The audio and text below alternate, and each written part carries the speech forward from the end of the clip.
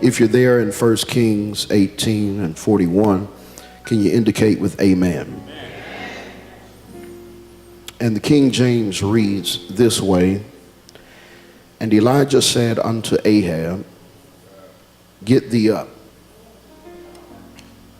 eat and drink, for there is a sound of abundance of rain. I just want to talk from this thought. The rain is coming. You may be seated in the presence of the Lord. The rain is coming. The rain is coming. On December 18th, 1985, one of the most epic films of all time was released. It was based on an award-winning novel by Alice Walker and directed by the great Steven Spielberg. This masterpiece of a movie that I speak of is known as The Color Purple. The Color Purple cast was anchored by Danny Glover, Whoopi Goldberg, and Oprah Winfrey. Oprah Winfrey played the character of Sophia, who married Harpo, the son of Mr. / Albert, played by Danny Glover. There's a scene in the movie immediately following the wedding of Harpo and Sophia, in which Harpo is working on the roof of their new home. Sophia calls up to Harpo and says, Harpo, come on down here. I need you to hold this baby. To which Harpo replies, I'll come down when I'm good and ready. You've seen the movie. Almost on cue, he falls through the roof, creating an unintended skylight. The scene shifts to the inside of the house, and Sophia says to Harpo, try fixing some of this mess you done made here. I can smell the rain coming. As Sophia exits the room, a little boy enters the room, takes a look up at the hole in the roof, takes a look at Harpo, and then delivers one of the most iconic lines of the movie when he says, it's gonna rain on your head. Now, as humorous as the boy's line is, it is not what he said, but rather what Sophia said that interests me. She said, I smell rain. In our text, Elijah says, I hear rain. Now, smelling and hearing are two of the five senses that humans typically possess. In other words, church, to say that Sophia smelled rain and Elijah heard rain is to say that they both sensed rain. Now, smell and hearing are somewhat different than the other senses of taste, touch, and sight, because taste, touch, and sight deal more with the tangible, while smelling and hearing require a little more discernment and perceptivity. What am I saying? Sometimes we get frustrated and discouraged because we don't feel any change, nor can we see God at work. But that's when it's important to be able to sense that God is up to something, even when we cannot see it or feel it. That's why the saints meant when they sang, "I've got a feeling that everything is going to be all right." They're saying, I can't see it or put my finger on it, but I sense that all is well. Is there anybody here who just has that feeling this morning? I may not know what lies ahead in 2017, but I have a holy hunch that this is my year, this is my season, this is my time. Sometimes you just got to sense it. And you know, it's extremely important, and particularly important, to be able to sense God after prolonged dry seasons. After prolonged dry seasons. And this is what happens in our text, because you have to understand that Ahab, who Elijah is speaking to, is the current king of Israel, the most wicked to date. The most wicked to date, because he marries Jezebel. Matter of fact, when I say Jezebel, negative connotations just fly across the room. You don't even have to know Jezebel's real story to know that you don't want to be called Jezebel. That's how evil Jezebel was. And Jezebel was so evil, and she began to introduce idol worship at an unprecedented level in the kingdom of Israel. And God was mad. God was wroth. God was angry. And he told prophet Elijah, he said, you know what? I can't stand this. He said, go tell them it ain't gonna rain, and it ain't gonna rain until I tell you to tell them it's gonna rain. And that began this long season of drought in the life of the Israelites. And so all this is happening. We're already past the time of him being fed by the ravens at the brook. We've already passed the time where the widow woman sustains him. And we've already passed, and we're on the heels of the showdown on Mount Carmel when Elijah goes up, because God is saying, I tell you what, we're going to settle this thing once and for all. So he sends Elijah on Mount Carmel, and Elijah says, y'all go get all the prophets of Baal. Go get the 450 prophets of Baal against just little old me and God. This is going to be me and God against 450 prophets of Baal. They go up on Mount Carmel, and they get up there, and he says, all right, here's the deal. We're going to create a sacrifice, and then we're going to call our God, and whatever God answers by fire, that's going to be the real God, and the one who doesn't answer, that's going to be the fake God, and we're going to serve the real God. All right, so they go, I mean, they just calling, they calling, they hollering, they screaming. They got so desperate they start cutting themselves and all kind of crazy stuff. And then, you know, and Elijah ain't had no sense. He teasing them. He's like, maybe he's asleep, maybe on vacation.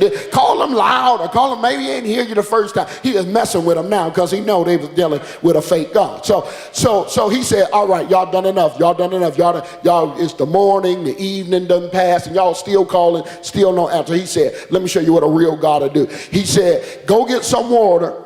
He said, dump water all over the sacrifice. He said, do it 3 times, because I don't want y'all to think it was just damp. No, it's soaked. This is saturated. So he says, now God, I need you to show them who's real God. Make it do what it do. The fire came down and consumed the sacrifice, and even the trench that was filled with the water that was dumped. And that was the time that Israel knew, and everybody knew, that this was the real God, and the 450 prophets of Baal were condemned to death. And here we are.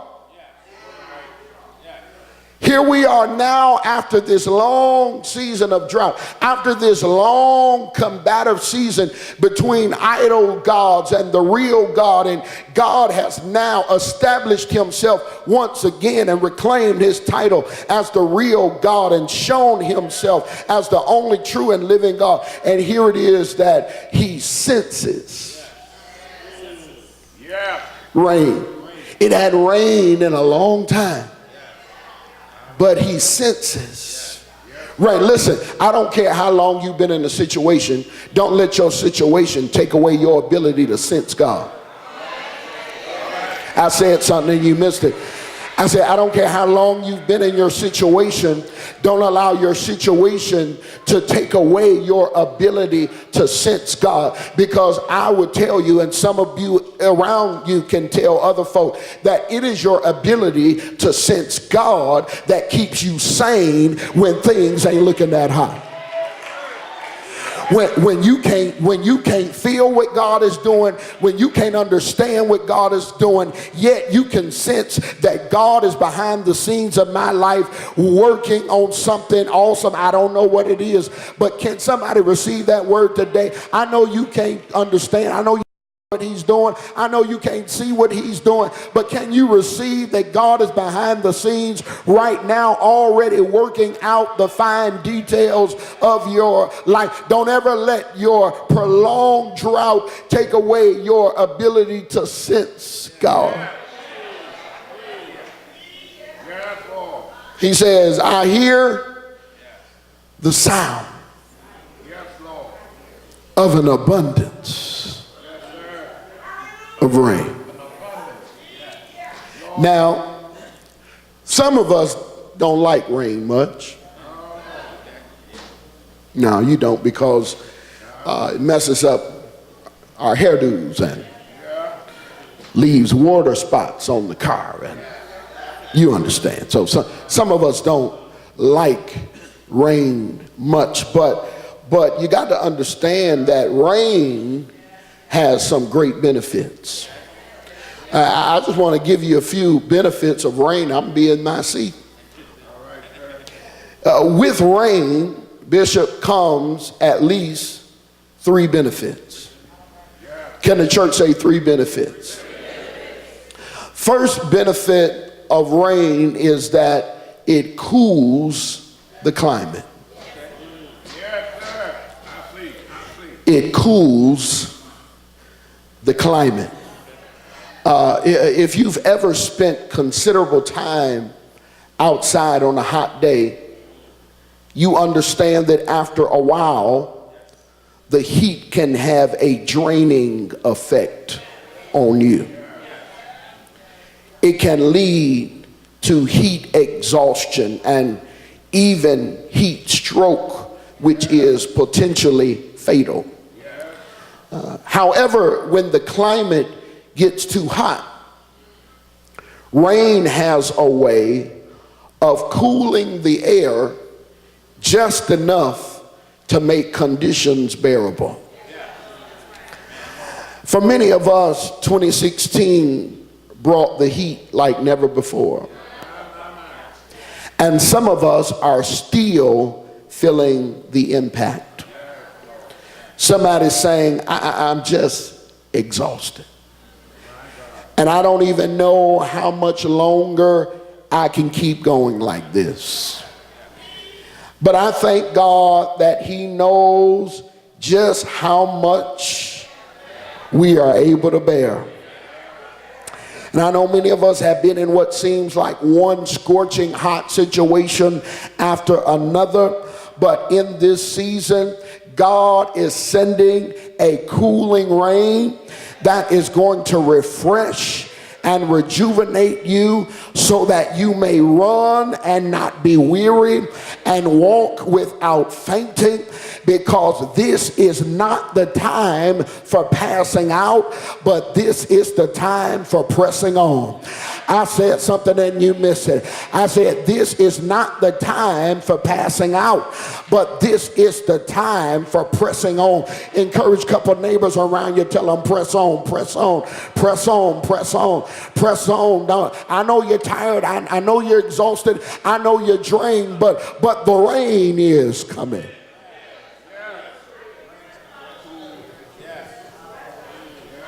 So first benefit of rain is it cools the climate.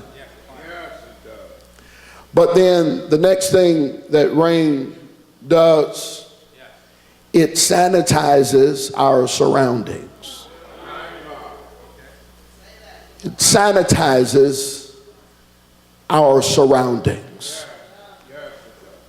Rain cleans the earth of unwanted germs. Stay with me. Well, now what is a germ?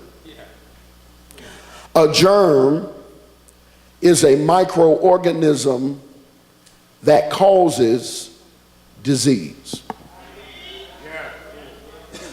In layman's terms, germs will make you sick. I need to talk to some folk who are sick of some stuff in your life, because when God sends your rain this year,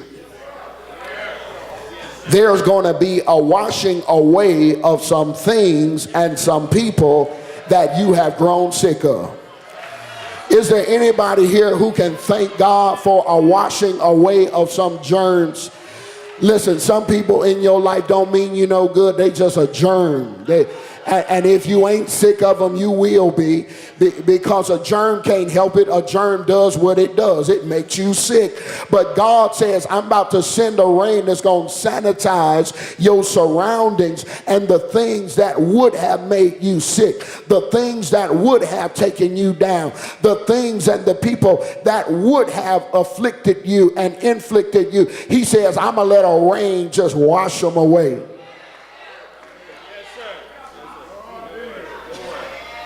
Cools the climate, sanitizes our surroundings. And I'm on my third and final one. If you're going to say amen, this is your time. Ain't going to be too much longer. But thirdly, it saturates the soil. Cools the climate, sanitizes surroundings, but it saturates the soil. When one desires a harvest, he or she plants seed in soil. However, a dry seed is considered dormant.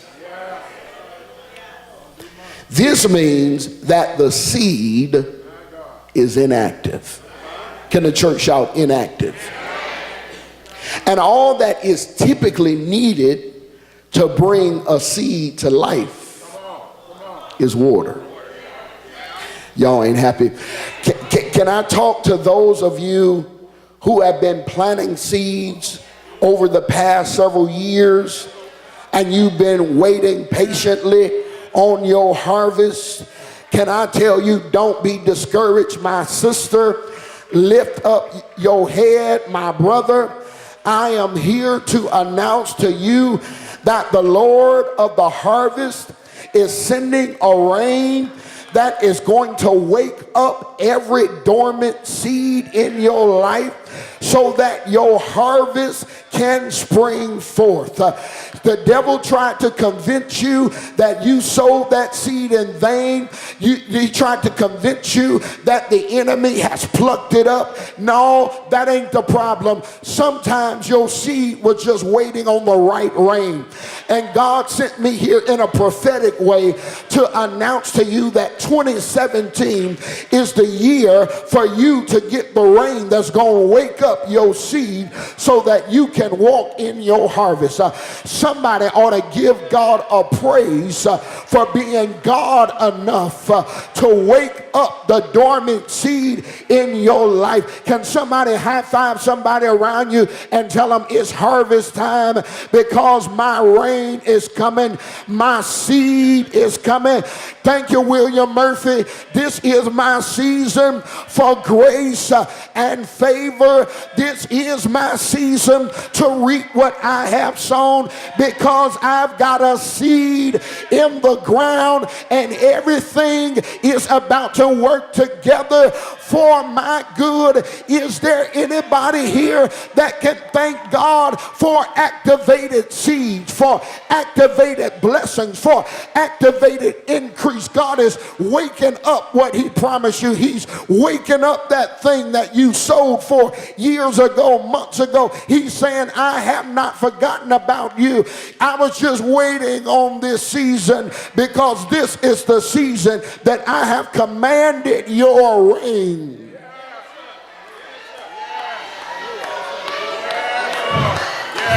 He's about to wake up that dormancy. And listen, you don't need to know how. Listen, Mark 4:27-29 says, listen, the kingdom of God is like a planter who plants seed, and he day and night he rises, and he knows not how, but yet it springs forth, first the blade, then the ear, then the full corn comes, and all he knows is when the harvest is ripe, he's gonna go get it. Listen, don't worry about how God's gonna do it. You just go get your plucking tools, get your harvesting tools ready, because when it's ready, all you need to do is go and get it.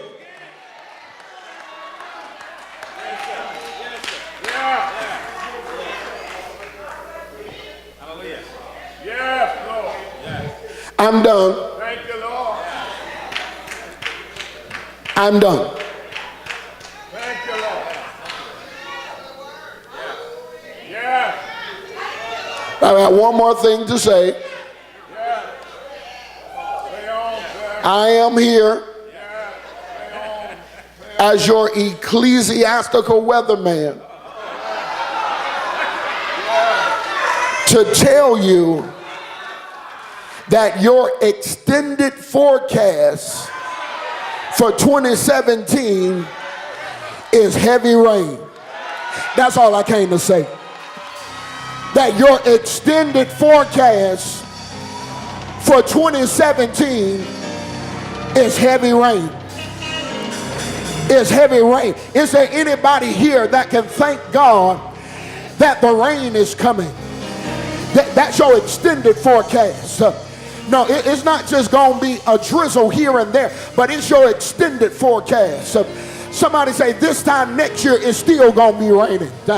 Is there anybody that can give God a praise that the harvest is coming, that the seed is coming alive, because the rain is coming? Listen, he told his servant, he said, go look toward the sea and tell me what you see. He said, I don't see anything.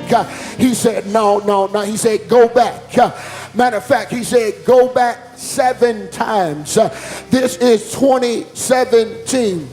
He said, go back 7 times. I need to talk to somebody who didn't see nothing in 2000, who didn't see nothing in 2001, who didn't see anything in 2002, who didn't see anything in 2003, who still couldn't see it in 2004. Now, 2005 didn't look any better. 2006, listen, God is saying, you went through 10, 11, 12, 13, 14, 15, and 16. Now, and I know you didn't see what you hoped to see, but some you just got to look one more time.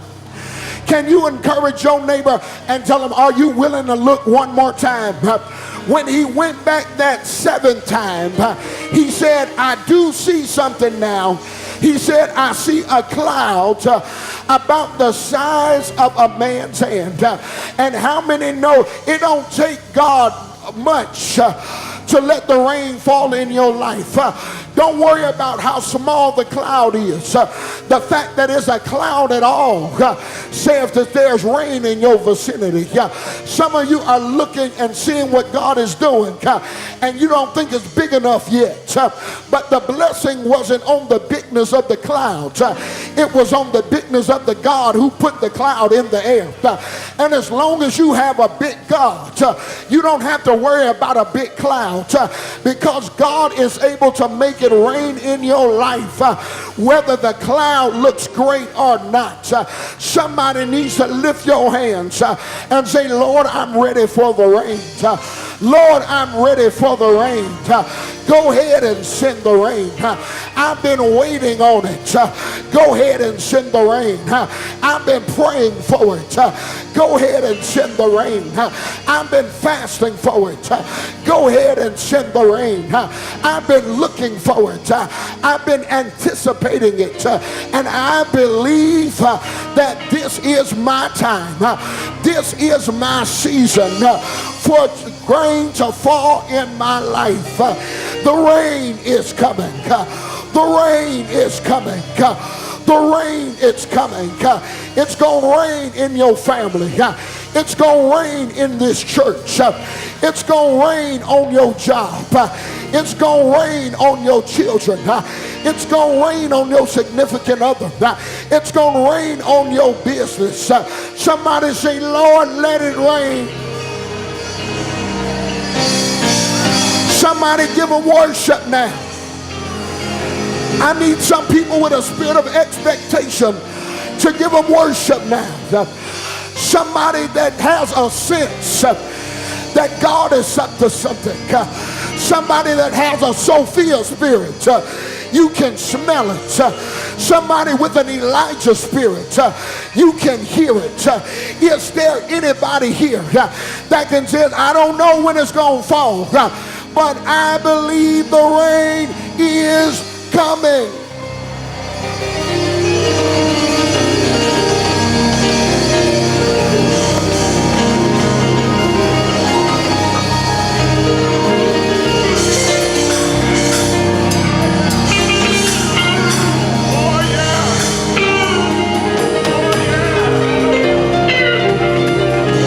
And rain coming means the drought is over.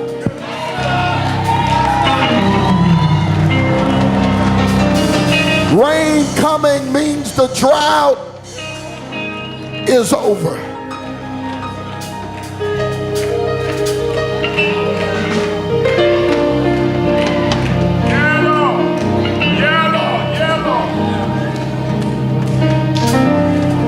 As I hear the sound of, listen, in 2017, every time somebody try to speak something negative, just tell them, sorry, I can't hear you. All I hear is rain. I'm sorry. What was that you said? This rain is so loud in my ear, I can't.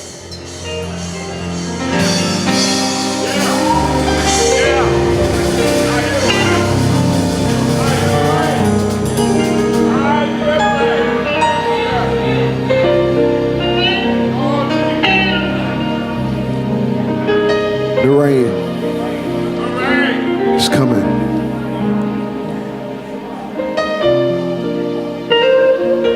The rain is coming.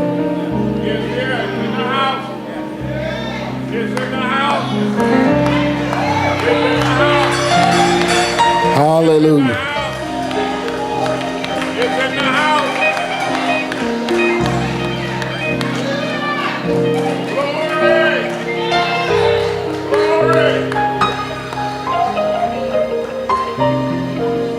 Somebody just lift your hand and say, even me.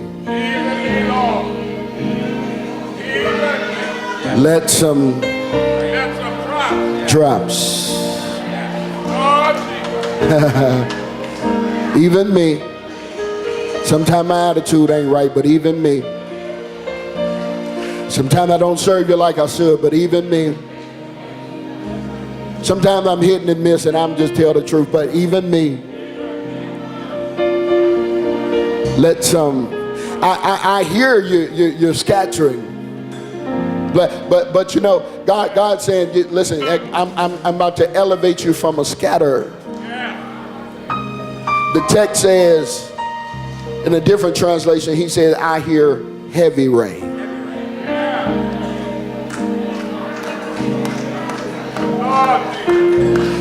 Because see, it's been too dry too long just for a drip drop and a scattering shower. He says, you're due heavy rain.